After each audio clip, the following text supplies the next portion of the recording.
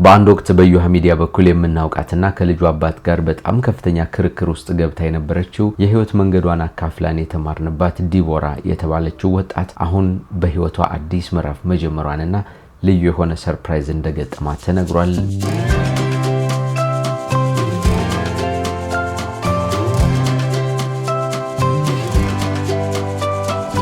ምንድነው ሰርፕራይዙ? አሁን ያለችበት ሁኔታስ ምንድነው የሚመስለው የሚለውን ካገኘናቸው መረጃዎች ተነስተን ወደ እናንተ እናጋራችኋለን። ኮሜዲያን በረከት በቀለ ወይም ፍልፍሉ አሁን ያለበትን የጤና ሁኔታ በተመለከተ ደግሞ አሁንም አዲስ ሪፖርትና መረጃ ተሰምቷል።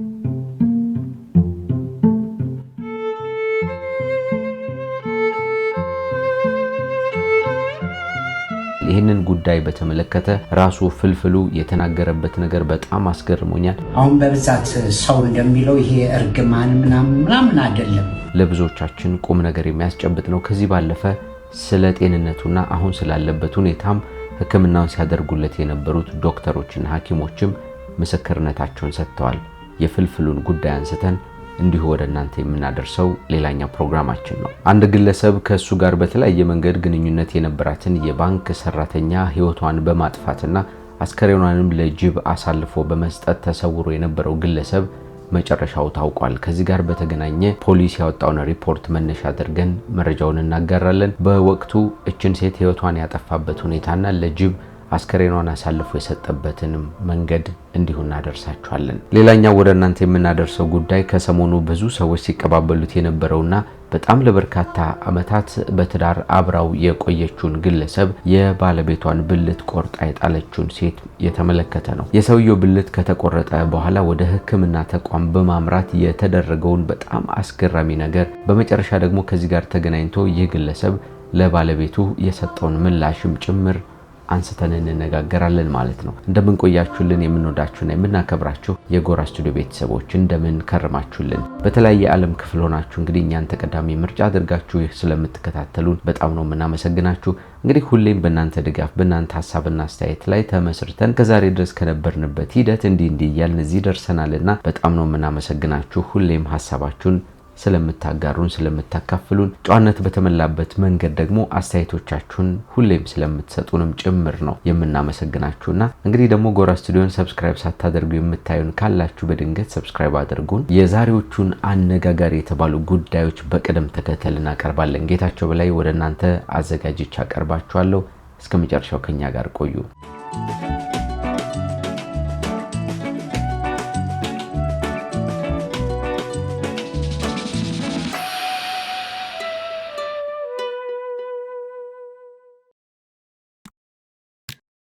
ትናንት ግንቦት 2 ቀን 2018 ዓ.ም የእናቶች ቀን በድምቀት የሚከበርበት ዕለት ነበር። በጣም በርካታ ሰዎች ደግሞ ለእናቶቻቸው ልዩ ልዩ መልእክቶችን የሚልኩበት ከዛሬ ድረስ አሳድገው ለቁም ነገር ያበቁበትን መንገድ እንዲሁ የሚያመሰግኑበት ከዚህ ባለፈ ደግሞ አመጣው ልጆቻቸውን የወለዱበትን ዕለትም ጭምር የሚያስታውሱበት ጊዜ ሆኖ በድምቀት ነው የተከበረውና ለዚህ ሁሉ ክብር ለዚህ ሁሉ ቁም ነገር ያበቃሽኝ እናቴ አመሰግንሻለሁ እያሉ እንግዲህ ብዙ ሰዎች መልእክቶቻቸውን እየተለዋወጡ ከዚያ ባለፈ ደግሞ ለእናቶቻቸው የተለያዩ ስጦታዎችንም የሚሰጡ ሰዎችንም እየተመለከትን ነበር፣ የሚችሉት ማለት ነው። ስለዚህ በእንዲህ አይነት መንገድ ነው ቀኑ እየተከበረ የነበረው። በአጠቃላይ እናቶች እንኳን ለዚህ ጊዜ አደረሳችሁ ብለን ነው ፕሮግራማችንን የምንጀምረው። እናንተም እንግዲህ ለእናቶቻችሁ እንኳን አደረሳችሁ እያላችሁ ኮሜንት ላይ ልታስቀምጡላቸው ትችላላችሁና ወደ ዝግጅቱ እንለፍ። በአንድ ወቅት በዩሃ ሚዲያ በኩል አንድ አነጋጋሪ የተባለ ታሪክ ሰምተን ነበር። በጣም ብዙ ሰዎች ጉዳዩንም ሲቀባበሉት ነበርና አንድ ወጣት ወደ ዩሃ ሚዲያ በኩል ጎራ ብሎ ታሪኬን ላካፍላችሁ፣ ከታሪኬ ትማሩበታላችሁ፣ ከዚህ ባለፈ ደግሞ እኔም በህይወቴ ባለፍኩባቸው መስመሮች ተታልዬ በልጅነት እድሜ ውስጥ የሰራኋቸው ስህተቶች ዋጋ አስከፍለውኝ እነዚያን ነገሮች ለማስተካከል ፈልጋለሁ።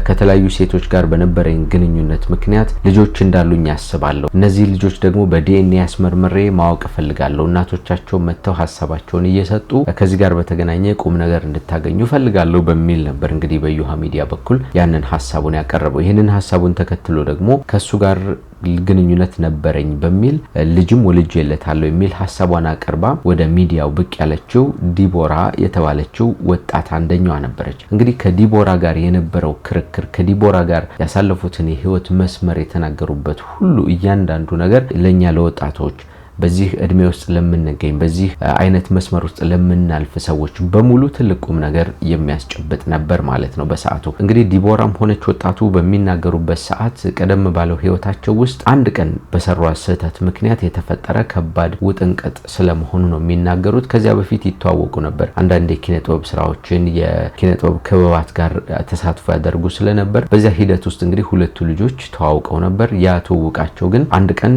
ወደ ስህተት መንገድ እንዲያመሩ አደረጋቸው ማለት ነው። አብረው አደሩ። በዚያ ሰዓት እንግዲህ አብረው ባደሩበት ጊዜ ዲቦራ የወር አበባዋ የሚፈስበት ጊዜ እንደነበር ነው የምትናገረው። ይህ አጋጣሚ ደግሞ እርግዝና ይፈጠራል ተብሎ የማይታሰብበት በመሆኑ እነሱም ስጋት አልገባቸውም ነበር። ቆይቶ ግን ነፍሰ ጡር ሆና ተገኘች ዲቦራ። ይህንን ጉዳይ ለወጣቱ አማከረችው። በነበራቸው አለመግባባት ምክንያት እሱም ልጁ እንደሆነ ሊያመን አልቻለም። በእንዲህ አይነት መንገድ የሁለቱ ልጆች ህይወት ምስቅልቅል ውስጥ ገባ፣ ተለያዩ ማለት ነው። ከሁሉም በላይ ግን እሷ ያለፈችበት መስመር በጣም አስቀያሚ እንደነበር፣ በተለይ ልጅን ለማሳደግ የሚከፈለው መስዋዕትነት ከርግዝናው ጀምሮ እያንዳንዱ የህይወት መንገዷ በጣም ከባድ እንደነበር ስትናገር ነበር። እንግዲህ ከነዚህ ልጆች የህይወት ታሪክ ውስጥ ልንማር የምንችለው ነገር ወጣቶች በስሜት ተገፋፍተው እንዲህ ይሆናል ይፈጠራል ብለው ባላሰቡት መንገድ ከባድ ችግር ውስጥ ሊገቡ እንደሚችሉ፣ ስለዚህ ጥንቃቄ የተሞላበት የህይወት መንገድ መምራት እንዳለብን የሚያመላክት ነውና ወጣትነት ፈታኝ ነው። በእርግጥ ወጣትነት እሳት ነው እንደሚባለው ብዙ ስህተቶችን ሳናስበው ሳናውቀው ወይም ደግሞ እያወቅን ይሆናል ስለማይመስለን ጥፋቶችን ልናጠፋ እንችላለን። ግን እነዚያ ጥፋቶች ከባድ የሚባል መስዋዕትነትን የሚያስከፍሉን ሊሆኑ ይችላሉና በሲስተም አስቀድሞ በመንቃት በማወቅ በመጠንቀቅ ልንሻገረው ልናልፈው እንደሚገባ ነው ከነዚህ ልጆች እየተማርን የነበረው ከታሪካቸው። ለማንኛውም በእንደዛ አይነት መንገድ ተፈጥሮ እንግዲህ ልጅቷ ብዙ መከራዎችን ብዙ ስቃዮችን ካሳለፈች በኋላ ነው ወጣቱ በዩሃ ሚዲያ በኩል ይህንን ጥሪ ካቀረበ በኋላ እንደ አዲስ የተገናኙት ማለት ነው። ከዚያ በኋላ የተደረገው ምንድነው? የዲኤንኤ ምርመራ ነበረ። በጣም በሚያስገርም ሁኔታ ግን የዲኤንኤ ምርመራው ከተጠናቀቀ በኋላ ልጁ የሱ ልጅ ሆኖ ተገኘ። ስለዚህ ዲቦራ በዚያ ሰዓት ፔሪድ ላይ ወይም የወር አበባ ላይ ቢሆንም እርግዝናው ግን ተፈጥሮ በትክክል ከራሱ የወለድኩት ልጄ ነው ያለችው ሐሳቧ እውነት ሆነ ማለት ነው። በእንዲህ አይነት መንገድ ተስማሙ። ከዚያም አልፎም ቢሆን ልጁን እንዲያገኝ የአባትነት ፍቅር እንዲሰጥና እንደ አባት እንዲጠይቅ ፈቃድ ተሰጠው ማለት ነው። በእንደዚህ አይነት መንገድ ህይወታቸውን በሰላም እንዲኖሩ እሱም የራሱን ህይወት እንዲመራ እሷም ደግሞ የራሷን ህይወት እንድትመራ ተነጋግረው በዚህ አይነት መንገድ ተቋጨ ማለት ነው የዩሃ ሚዲያ ፕሮግራሙ። ታዲያ እቺ ልጅ ዩሃ ሚዲያ ላይ የተመለከቷት ሰዎች ለማገዝ ለመርዳትና ህይወቷን እንድታስተካክል ከጎኗ በመቆም ብዙ ሰዎች አብሯት እንደነበሩ ስትመሰክር ነበር። እንዲያውም ብዙ ለውጦችንም እንዳከናወነች እንዲሁ ስትመሰክር ነበርና ስራዎችን ጀምራለች። የተለያዩ የንግድ ስራዎችን በቲክቶክ እና በተለያዩ ማህበራዊ ሚዲያዎች ታጋራለች። በእንዲህ አይነት መንገድ እየቀጠለች ባለችበት አሁን ደግሞ በጣም ደስ የሚያሰኝ ሰርፕራይዝ ገጥሟታል። ቀለበት አደረገች፣ ልታገባ ነው ማለት ነው። እና ቪዲዮን እስኪ እንመልከተው።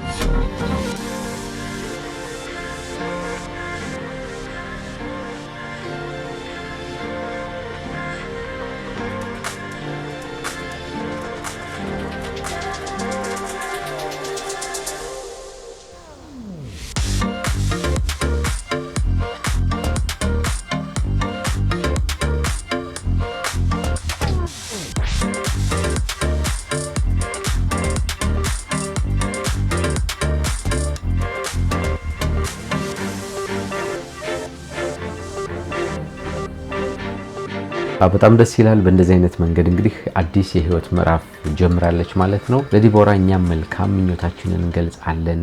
ደስ የሚያሰኝ የተባረከና የተቀደሰ ህይወት ይስጥሽ ብለን ምኞታችንን እንገልጻለን።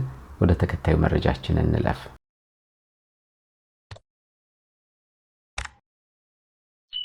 አቶ አቤ ተብለው የሚጠሩ አንድ ግለሰብ ከባለቤታቸው ጋር በጣም ለረጅም ዓመታት በትዳር የኖሩ ግለሰብ እንደሆኑ መረጃዎች ይጠቁማሉ። እኚህ ግለሰብ ወደ ቤታቸው ገብተው እንደተለመደው መኝታቸው ላይ በተኙበት ያልተጠበቀ ነገር ተፈጠረ።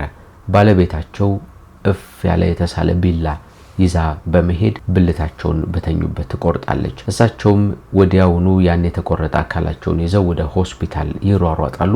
በ3 ሰዓታት ውስጥ ነው ሆስፒታል የደረሱት። በጣም በሚያስገርም ሁኔታ ግን ሕክምና ተደረገላቸው። የተቆረጠው ብልታቸው ተመልሶ እንዲቀጠል ተደረገ። ይሄ በጣም አስገራሚ የሕክምና ጥበብ ነው። እኛ ሀገር ላይ ብዙ ያልተለመደ የሕክምና ሂደት ነበር። በእንዲህ አይነት በስኬት መንገድ ያንን ሕክምና ተደረገላቸው ማለት ነው። ታዲያ እቺ ሴት ይሄንን ለምን አደረገች? ለምንድነው የባለቤቷን ብልት እስከ መቁረጥ ድረስ የደረሰችው የሚለው የብዙ ሰዎች ጥያቄ ነበር። እንግዲህ ከመረጃዎቹ እንደተረዳሁት ከሆነ እቺ ሴት በጣም ለረጅም ዓመት በቆየባት የቅናት መንፈስ ወይም ደግሞ ባለባት ቅናት ምክንያት ነው የባለቤቷን ብልት የቆረጠችው የሚሉ መረጃዎችን ተመልክቻለሁ። እንግዲህ ቅናት በጣም ክፉ ነገር ነው።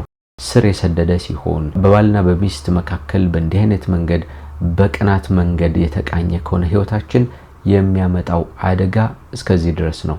ብዙ ሰዎች ሲጋደሉ ተመልክተናል። ባል ሚስቱን ሲገድል፣ ሚስት ባሏን ስትገድል ወይም ደግሞ ሌላ የበቀል ስሜት ሲመጣባትና ስታደርግ እየተመለከትን ኖረናል። ይሄ ደግሞ በጣም ለየት ያለ የሚያሳዝን ክስተት ነው ማለት ነውና ቅናት አደገኛ ነገር ነው። ቅናት ሰይጣን የሚገባበት ነገር በመሆኑ በባልና በሚስት መካከል አደገኛ የተባለ ነገር ሊያመጣ የሚችል ነውና መፍትሄው ደግሞ በግልጽ መነጋገር፣ ውስጣችን ላይ የምናስባቸውን ነገሮች ለባልም ሆነ ለሚስት ተናግሮ መተማመን፣ በግልጽ ወደ እውነታው መምጣት አስፈላጊ ነውና አቶ አቤ የኋላ ታሪካቸውን ሲናገሩ ከ20 ዓመት በላይ በትዳር ቆይቻለሁ ይላሉ። በዚህ የትዳር ጊዜያቸው ደግሞ 6 ያህል ልጆችን ወልደዋል። ታዲያ በጣም በአስገራሚ ሁኔታ እኚህ የልጆች አባት በሰይፉ ፋንታሁን ሾው ላይ ሲናገሩ 6 ልጆች አባት ነኝ፣ ለልጆቼ ስል እናታቸውን ይቅርታ አድርጌላታለሁ የሚል ሐሳባቸውን አስቀምጠዋል። ምንም ቢሆን የልጆቼ እናት ናት፣ ምንም ቢሆን ለረጅም ዓመታት አብረን በትዳር ቆይተናል። ነገሩ ስህተት ቢሆንም ያረገችው ነገር መልካም የሚባል ባይሆንም እኔ ግን ይቅርታ አድርጌያለሁ፣ ይቅር ብያታለሁ የሚል በጣም ደስ የሚያሰኝ ሐሳባቸውን አስቀምጠዋል። ከነዚህ ሰዎች ታሪክ በጣም ብዙ ቁም ነገሮችን ነው የምናገኘው። አንደኛው እንዳልኳችሁ ከቅናት ጋር የተገናኘ አካሄድ መልካም እንዳልሆነ የሚያመጣው ነገር መዘዙ ከባድ እንደሆነ እንረዳለን። ሁለተኛው ነገር ግን ይቅር ባይነትን ከነዚህ ሰዎች እንማራለን። ይቅር ባይነት ህይወታችን ላይ በጣም በርካታ የበቀል ስሜቶች አለባቸው። በጣም በርካታ በደሎች ልንበደል ሊደርስብን ይችላል። ግን መጨረሻችን ይቅር ማለት ከሆነ ከኛ በላይ የታደለ ሰው የለም። ይቅርታ ከሚያደርጉ ሰዎች በላይ ቅዱስ የለምና ይቅር ማለት በጣም ትልቅ ነገር ስለመሆኑ ከነዚህ ሰዎች ከገጠማቸው ነገር ተነስተን ቁም ነገር እንወስዳለን ማለት ነው። እንግዲህ አቶ አቤ ሲናገሩ እንዲህ ተቆርጦ ተመልሶ የተገጠመውን የሰውነት አካላቸውን ከዚህ በኋላ 16 ልጅ እንደሚወልዱበት ነው በተስፋ ሆነው የተናገሩትና ለማንኛውም እንኳን ተሳካ፣ እንኳንም በመልካም መንገድ አለቀላቸው ለማለት እንፈልጋለን።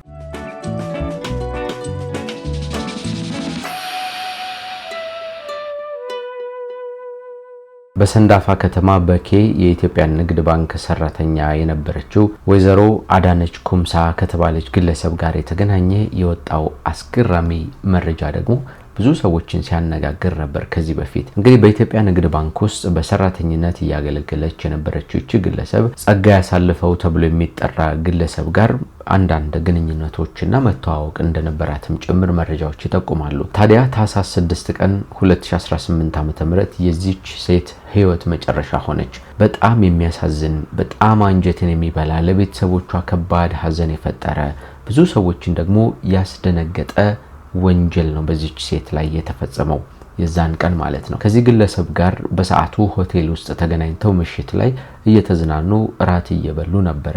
በመሃል ግን ድንገት አለመግባባቶች ተፈጠሩ። ወይዘሮ አዳነችም ከሆቴሉ ተነስታ ሰውየውን ጥላ ወደ ቤቷ መንገዷን ትጀምራለች። ያ ሰው ደግሞ የነበረበት ስሜት ከፍ እያለ ሰይጣናዊ ሐሳብ ወደ አእምሮ እየተመላለሰ ስለነበረ ሴትዮዋን ተከታትሎ ጭር ያለ አካባቢና መንደር ውስጥ መኪና ውስጥ አስገብቶ ይዟት ይሰወራል። እዚያ ቦታ ላይ ሲደርስ ግን ያልተጠበቀ ነገር ያደርጋል። እችን ሴት በያዘው ሽጉጥ ይገድላታል ማለት ነው። በዚያው በቦታው ላይ ህይወቷ አለፈ። ሌላው ግን አሳዛኙ ክስተት ስፍራው ላይ ጥሏት ስለሄደ ጅቦች አስክሬኗን እንደበሉት ነው መረጃዎች የሚጠቁሙት ማለት ነው። እንግዲህ የሰውነት አካሏ በጅብ ከተበላ በኋላ ጭንቅላቷ ብቻ ነው እንደተገኘ የፖሊስ ሪፖርትና መረጃ የሚያመለክተው። ቤተሰብም ይህንን የተረፈውን አካሏን ይዞ የቀብር ስነ ስርዓቷን እንዳደረገ፣ በዚህም ሳቢያ ደግሞ በጣም ከፍተኛ ሀዘን፣ ጭንቀት ውስጥ ላይ ሊጠፋ የማይችል ከባድ የተባለ የሀዘን ድባቴ ውስጥ እንዲገቡ አድርጓቸዋል ማለት ነው። የሚያውቋት ሁሉ እንዲሳቀቁ አድርጓል። ይህ ብቻ አይደለም፣ ሴቶች ከወንዶች ጋር ባላቸው ግንኙነት ውስጥ ጥርጣሬ ውስጥ እንዲወድቁ፣ እንዲህ አይነቱ ነገር እኔ ላይ ቢደርስስ የሚል ፍርሃትን እንዲኖርባቸው ያደረገ በጣም አስቀያሚ ታሪክ ነው ማለት ነው። ሰውየው ታዲያ ይሄንን ወንጀል የፈጸመበትን መኪናውን እንዲሁም ሽጉጡን በአለልቱ ከተማ ጥሎት እንደሄደ ነው የፖሊስ መረጃ የሚያመለክተው። ፖሊስም እንግዲህ በስፍራው ያገኘውን መኪናና ሽጉጥ እንደመነሻ ማስረጃ በማድረግ ከዚያ ባለፈ መኪናው ውስጥ ተንጠባጥቦ የተገኘውንም ደም እንደ ማስረጃ በመጠቀም ሰውየውን መፈለጉን ቀጠለበት። ከተለያዩ አካባቢ ፖሊሶች ጋር በጥምረት በመሆን ሰውየውን በመጨረሻ ሰዓት በቁጥጥር ስር ስለመዋሉ ነው የተነገረው። ይህ ግለሰብ እንግዲህ በተለያዩ ከተሞች ላይ የሐሰተኛ መታወቂያዎችን በመያዝና ራሱን በመለዋወጥ ሲሰወር እንደነበር ነው የተገለጸው። በመጨረሻ ግን በደብረ ብርሃን ከተማ ከሰሞኑ በፖሊስ ቁጥጥር ስር ውሏል ተብሎ ነው የተነገረው። እንግዲህ ወንጀል የሰራ ሰው፣ እንዲህ አይነት አስቀያሚ ነገር ያደረገ ሰው ምንም ቢሆን ከህግ ጥላ ስር ሊያመልጥ እንደማይችል የጊዜ ጉዳይ እንጂ ከመጠየቅ ወደ ኋላ እንደማይል የሚታወቅ ነገር ነው። ይህ አንድ ማሳያ ተደርጎ የሚወሰድ ነው። እንግዲህ በአሁኑ ሰዓት ሰውየው ላይ የሚደረገው የፖሊስ ምርመራ ተጠናክሮ መቀጠሉ ነው መረጃዎቹ የሚጠቁሙት። በሚቀጥሉ ጊዜያት ደግሞ ፍርድ ቤት የሚወስንበትን ውሳኔና የሚገጥመውንም ቅጣት ጭምር ለህዝብ ይፋ እንደሚደረግ ነው የሚጠበቀው። አስከትለን ከኮሜዲያን በረከት በቀለ ወይም ፍልፍሉ ጋር የተገናኘውን ጉዳይ እናጋራችሁ።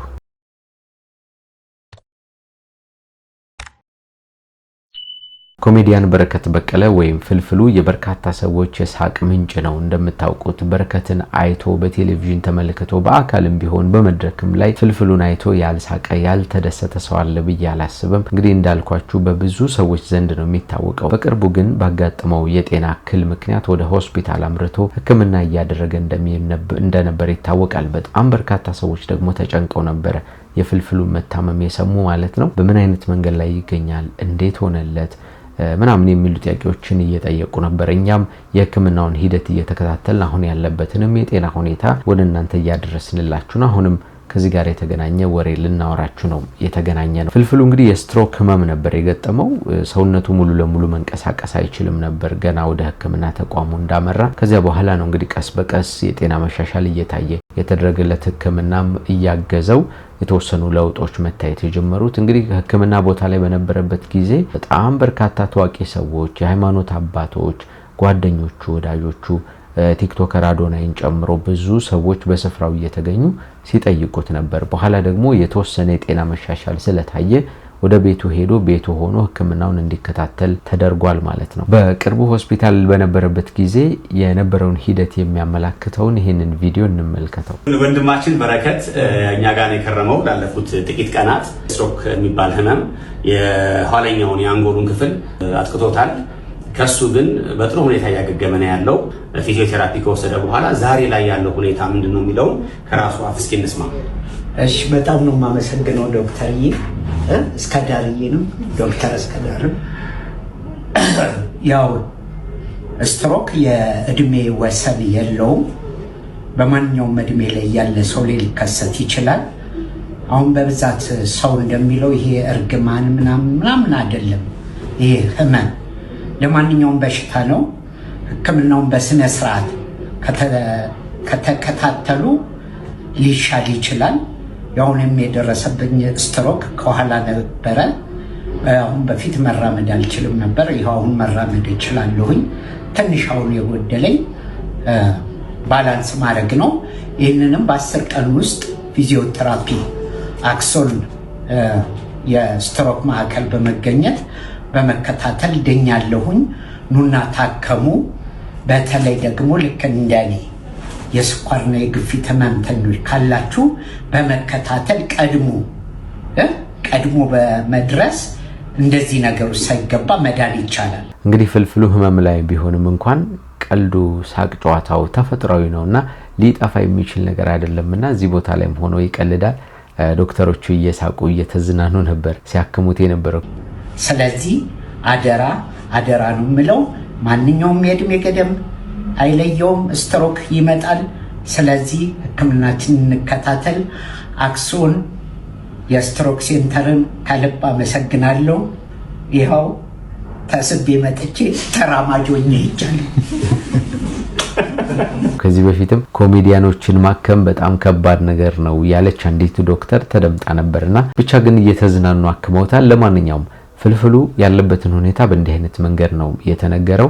አሁን ጥሩ የሚባል የጤና መሻሻሎችን እያሳየ እንዳያችሁት እንደምንም በተወሰነ መንገድ መንቀሳቀስ መጀመሩን የሚያመላክቱ ነገሮችን እያየ ነው። ከዚህ ባለፈ ግን ስትሮክ ስለተባለው ህመም ፍልፍሉም እንደተናገረው በትልልቅ ሰዎች ላይ ብቻ የሚከሰት አይደለም፣ በየትኛውም እድሜ ላይ ባሉ ሰዎች ላይ ሊከሰት የሚችል ህመም ነው እየተናገረ የሚገኘው። ለዚህ ህመም ሊያጋልጡ ከሚችሉ ነገር ጥንቃቄ ማድረግ በጣም አስፈላጊ ነገር ስለመሆኑ ተገንዝበንበታል፣ ተምረንበታል ማለት ነው። ዶክተሩም ይሄንን ብሏል። በደንብ አድርገን ትሬን እናደርገዋለን። በሳምንት 3 ቀን እዚህ እየመጣ እስጢፋኖስ ጋር ቴራፒ ይወስዳል። እቃችሁን ጠብቁ። ውጭ ነው ማለት ነው። ሌላኛው የፍልፍሉን የጤና ሁኔታ በሚገባ የሚያሳየውና የጤና ሁኔታው እየተሻሻለ ስለመምጣቱ የሚጠቁመው መረጃ ደግሞ ፍልፍሉ ፊዚዮቴራፒ ሕክምና እያደረገ በተለያዩ መሳሪያዎች ላይ ታግዞ በተለይ እግሩን በደንብ እያንቀሳቀሰ እንደሚገኝ የሚያመላክቱ ነገሮችን እያየን ነው። የኮሜዲያን በረከት በቀለ ወይም ፍልፍሉ የጤና ሁኔታ ተስፋ ሰጪ መሻሻል እያሳየ ነው ይለናል መረጃችን። የብዙዎቻችንን ፊት በሳቅ የማድመቅ ልዩ ተሰጥኦ ያለው ተወዳጁ ኮሜዲያን በረከት በቀለ ፍልፍሉ አሁን ላይ ካለበት የጤና እክል አገግሞ ወደ ቀድሞ ጥንካሬው ለመመለስ እያደረገው ያለው ጉዞ እጅግ የሚበረታታ መሆኑ ነው የተሰማው። ኮሜዲያን በረከት በቀለ ፍልፍሉ የጤንነት ሁኔታው ከቀን ወደ ቀን ትልቅ ለውጥ እያሳየ ይገኛል። በተለይም አሁን ላይ የፊዚዮቴራፒ ሕክምና በከፍተኛ ጥንካሬና ተነሳሽነት መጀመሩ ወደ ጥበብ መድረክ ለመመለስ ያለውን ቁርጠኝነትም የሚያሳይ ነው ይለናል የጉርሻ ገጽ መረጃ። ይህ የጤና መሻሻል ለቤተሰቦቹ፣ ለወዳጆቹ፣ ለአድናቂዎቹ ትልቅ የምስራች ሆኗል። ህመም የአካል ፈተና ቢሆንም በረከት ግን በውስጡ ባለው ብርቱ መንፈስና ባልተገደበው የተስፋ ብርሃን ፈተናውን በድል እየተወጣው ይገኛል። በፈገግታው ብዙ ሰዎችን ሲያጽናና የኖረው ይህ የጥበብ ሰው ዛሬ ደግሞ በጽናቱ ሁላችንንም እያስተማረን ይገኛል። በፈተና ውስጥም ሆኖ ተስፋ ለመቁረጥ የድል መጀመሪያ ነው ተብሎም ይነገራል። የበረከት የጤና መመለስ የሁላችንም ደስታ ነው። ይህ የብዙዎች የሳቅ ምንጭ የሆነው ወንድማችን በቶሎ አገግሞ ወደ ቀድሞ የኪነ ጥበብ ስራው እንዲመለስ በሳቅም እንዲያጠምቀን እንደ ወትሮ ሁሉ በጸሎትና በሐሳብ ከጎኑ መቆም የሚያስፈልግ ነገር ነው። እንግዲህ ፍልፍሉ አሁን እያደረገ የሚገኘው መጀመሪያ ዙር የፊዚዮቴራፒ ሕክምና በስኬት ተጠናቆ ወደ ቀድሞ ስራው እንደሚመለስ ይጠበቃል። በነገራችን ላይ ፍልፍሉ ቤተሰቦቹን የሚያስተዳድረው በዚሁ በኮሜዲ ስራው ነውና ይሄ እዚህ ስራ ላይ ከቆመ የቤተሰቡ የገቢ ምንጭ ይቆማል። ልጆቹና ቤተሰቡ የሚተዳደሩበት ነገር አደጋ ውስጥ ይወድቃል ማለት ነው። ከሰሞኑም ገጥሞ የነበረው ነገር ይህ ነው። ለሕክምና ወጪ ያስፈልጋል፣ ቤተሰቦቹ የሚኖሩበት ነገር ያስፈልጋቸው ነበር። ነገር ግን ብዙ ሰዎች ድጋፍ አድርገውለታል ብዬ አስባለሁ። ምክንያቱም ብዙ ሰው ከጎኑ ስለነበር ኢትዮጵያውያን አለንለት ይሉት ስለነበር ማለት ነው። አሁንም ታዲያ ጤናው ተሻሽሎ ደግሞ በጣም ትልቅ ተስፋ ተደርጎበታል። ለቤተሰቡ ተመልሶ እንደሚቆም ወደ ኮሜዲ ስራውም እንደ አዲስ እንደሚመለስ ተስፋ አደርጋለሁ። እግዚአብሔር ጨርሶ ይማረህ ለማለትም እንፈልጋለን።